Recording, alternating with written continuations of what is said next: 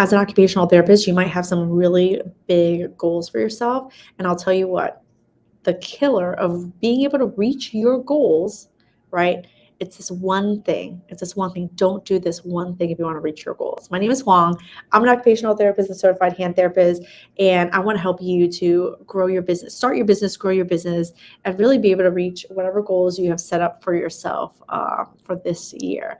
So I want to share with you, I work with OTs that want to get in hand therapy. They want to become certified hand therapists.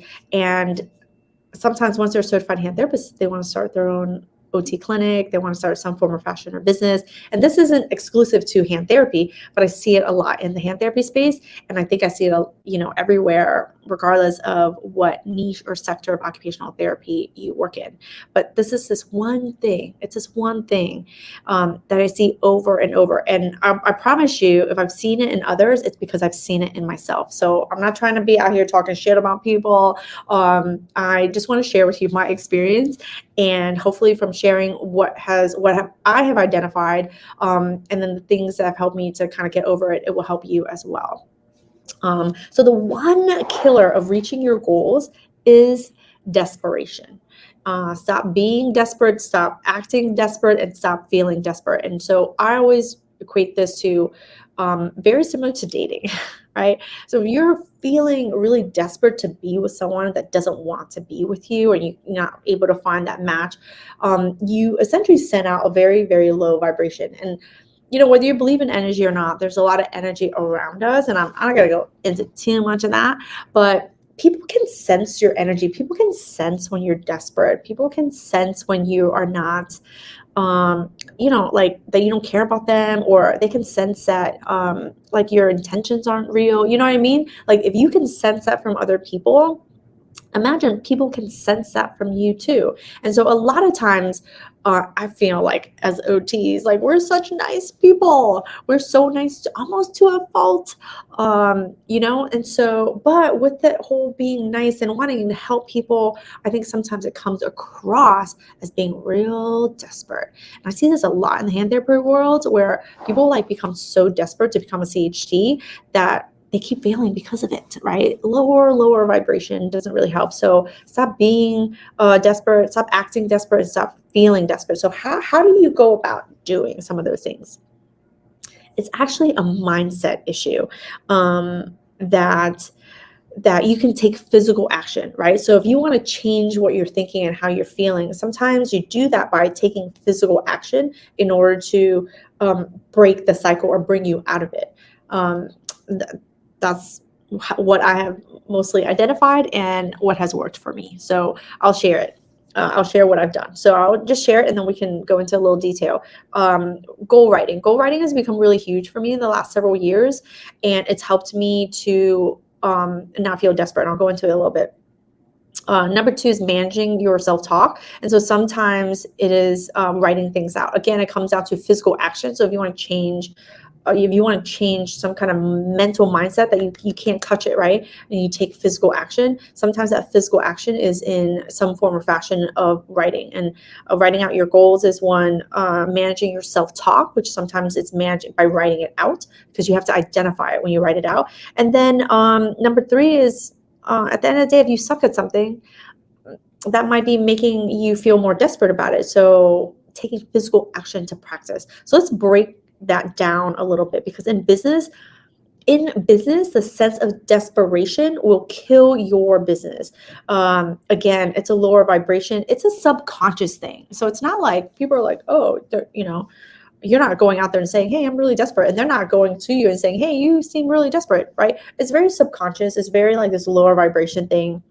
And at the end of the day, it sort of shows like that kind of like insecurity or reduced level of confidence. And when you're running a business, you want to come across as confident, because people buy from confident people, or people buy their services from confident people. Like if you came to my clinic and you said, man, my shoulder's really hurting, Wong, and I don't really know what to do with it. My doctor has told me that I needed to have surgery.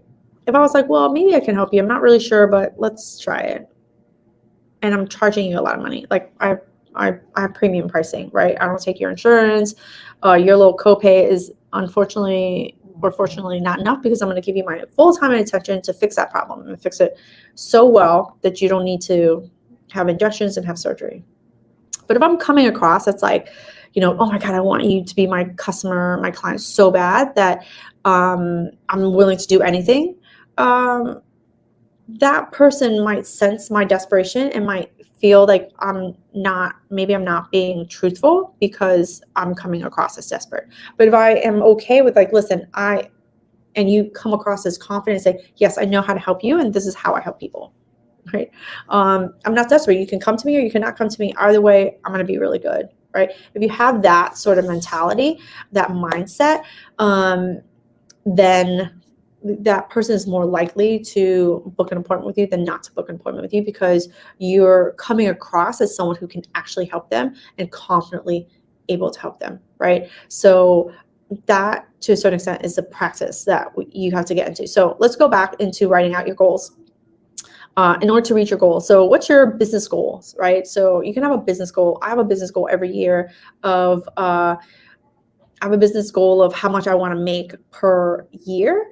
And then I have a business goal of how much profit, because I mean, like, listen, we need profit in order to be able to sustain things that happen. 3 years ago, COVID hit, and if you were not profitable, that would have killed your business right then and there. So profitability is a huge aspect of business, not because you're going to pocket that and spend it, but a lot of it goes into building up your business and growing your business. So write out your goals and then have a timeline. So in my business, I break it down. Not only do I break it down into like how much revenue I want to make and how much profit I want to make, but I have it broken down into like how many patients do I need a month, and how many new patients I need, and from where are they coming from, these new people, right? I also have a goal of how many visits per new person. So these are some specific goals that I have used, and you could take them and make your own goals. We have monthly goals. So I have goals for my team. So every month we want to hit this, I have a goal for each role. Each role has to hit certain goals that they're responsible for. And those are the business goals. Those are each individual goals. I personally also have goals, and I have a timeline to it. So I might write a whole year goal, like I want to make this much money. I want to do this every day. I have a weight loss goal. Still haven't met it, but I still have a weight loss goal by X number of time. I want to weigh this much. I actually have a physical goal of I don't want to be in pain, right?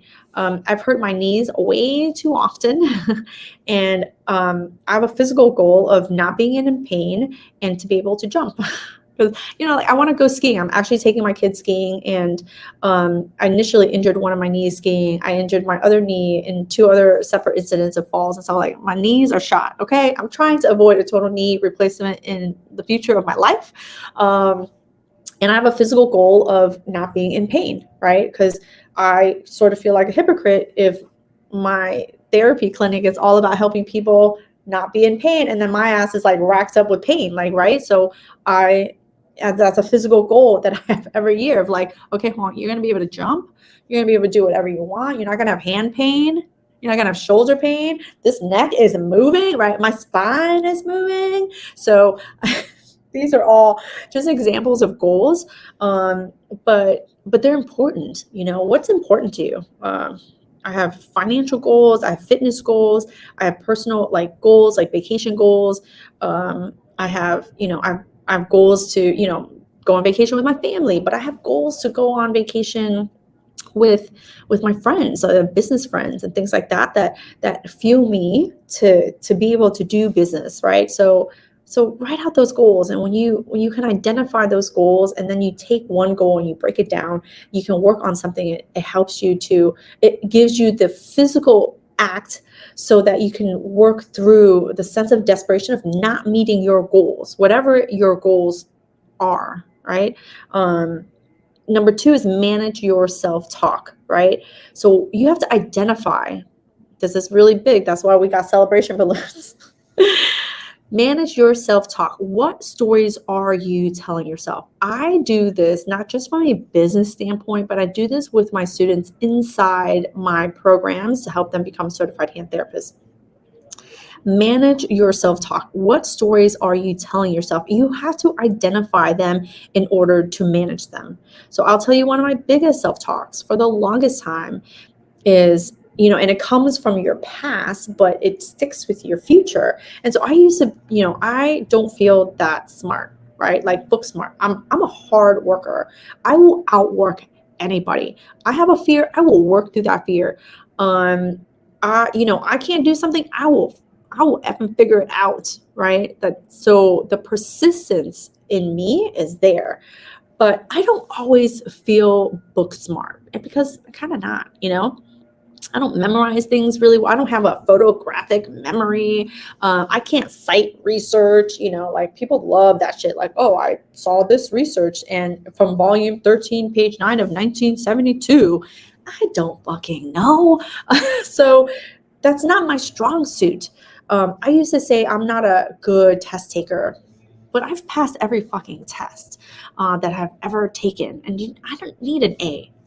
I was always a B student. So I think that from my Asian culture, they were always like, you have to be an A student or you suck or you're stupid. Since I wasn't an A student, I gravitated towards that story and I hung on to that story, but I'm actually pretty smart. But what makes me smart isn't the same as what other people have valued. I have a different type of smart, and it's not from memory and it's not from, I don't know, being quizzed, but damn, am I really good at problem solving. I can think through shit. Like I can break things down. Like my brain just works differently. But if you can manage your self-talk and you can manage the stories that you're telling about yourself, you can succeed in business. And I'll tell you, one of the biggest things in business is I don't want to sell. Oh, I don't want to sell. I don't want to sound how do you call it? Like I'm taking advantage of someone, or I don't want to sound like a used car person, car salesman, blah, blah, blah, or whatever. But when you're in business as an occupational therapist, as any business, the only way to succeed in business is to sell, right? But you're not selling something you don't believe in. You're selling something you believe in, and it should be you, right? It should be you. It should be your service. But selling is not something we're taught in school as occupational therapists. And so sometimes it can be really foreign to us. And so when you start your business and you feel like, well, I don't want to bother that person, you actually might be making it harder for them, and they want to buy from you. They want your services, but you've just now made it harder for them because you're like, I don't want to bother. I don't want to tell them. And then when you are desperate for the sale, then all of a sudden you're like, oh my God, but then you're sending out a different energy, right? And so you got to manage that self-talk. So you identify all those things. And then here's number 3 is the most important thing is if you suck at something, practice, right? So when I initially started my business, I don't know why I didn't think that selling was really important. I worked in my parents' business for a majority of my life. Like my parents started their own business. We sold in the flea markets until we got enough money, and then my mom grew her business and then went into warehouse wholesaling. And we did nothing but sell. So people would come in and, they would want to buy, we did silk flowers. They would want to buy silk flowers. We opened those silk flower arrangements. We made arrangements for them. Oh, you like that? You want a dozen? Let's go. What color would you like? Right? They were there to buy silk flowers, and we sold them silk flowers, right? We weren't selling them shit they didn't want. We asked them what they want. I don't know why it took me so long to take that concept and put it into my business. And I was like, oh, yes, therapy. Nobody wants therapy. Do you think any of my patients wanted to break their finger, wanted to have stiffness, wanted to have shoulder pain? None of them people wanted to have these problems, but they need me, right? They need the services that I provide because they can't move their finger. They can't write their stuff. They can't do that. They can't button their buttons. They can't drive. They can't sleep, right? So in order for me to be able to make my business work is I needed to practice this one particular skill of a communication, of persuasion, of asking the right questions in the right order in order to know what they're looking for, and then to say, hey, I have what you're looking for. You want this? I have it. and here's how to work with me. That's all that is. That's selling. But I think that when you're desperate because you don't have any patience or you don't have anyone on your schedule, you will put that out, right? You will put that sense of desperation out, and it will kill your business. It's something that I spend a lot of time training my team on, and I think that, and this, I mean, we do exactly what I'm sharing with you here. We write our goals down. We manage the self-talk, and I pick up on little keywords, and I'm like, wait, hey, hold on. Let's identify where these words are coming from, right? And we work on that, and then we practice. We practice until they feel really comfortable, until they feel really good, until they no longer suck at having these types of conversations, because I don't want people, I don't want my staff, I don't want myself feeling desperate, because when you feel desperate about something, you just put out a lower level of energy that you're somehow, that you don't believe in yourself, somehow that you're not good enough. And it reduces someone's subconscious perception of you. And so desperation is the killer of reaching your goals, right? You have goals. You have goals to hit a certain revenue, to make your business go. You have a goal of how you're going to be marketing your business. Marketing is attention, and that's a vibe. That's a vibration. You can't go out there and be like, oh my God, but you have to buy my services and you have to come to me, right? The marketing, that's attention. You want to put out the right vibe for the right type of attention you want. Developing your team is a vibe. If I come across as desperate to them, like how is that going to make them feel, right? Selling is a vibe. Selling is a vibe. It's an exchange of energy. And if your energy is low and that vibe is wrong, you're going to make less sales into your business. Managing your money, that's a vibe. If you're constantly feeling a sense of desperation with your money, man, that's a deep rooted vibe. That's for another day, but that's a deep rooted vibe. And you have to be careful with, being desperate, acting desperate, and feeling desperate. And that takes work. That's an inside job. It's not an outside job. So anyway, I hope this video helped you. I know it's a little deeper, it's a little more on mindset, but it's really, really important, because what we feel, what we think is what we say. So yeah, if you like this video, my name is Hoang, and I'm here to help OTs grow their business so they have more and more choices. And if you like this video, hit the subscribe button, and there's a link down below. It's called the OT Business Corner, and hop on into my community, and that's where I share even more tips and share videos just like this. All right, until next time, peace out. Hey therapy friends, it's Wong here. Thanks again for watching my video. And if you like videos like this that can help you just crush it in the hand therapy world as an occupational therapist, then hit the subscribe button and enjoy the video. Thanks again for watching.